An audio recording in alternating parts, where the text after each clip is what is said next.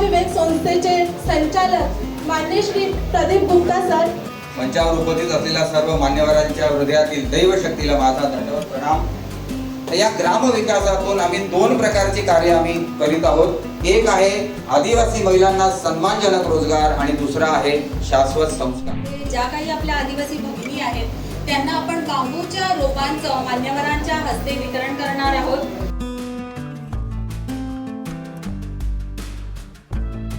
बांबू सेवक असा सन्मान आपण सोहळा करणार आहोत।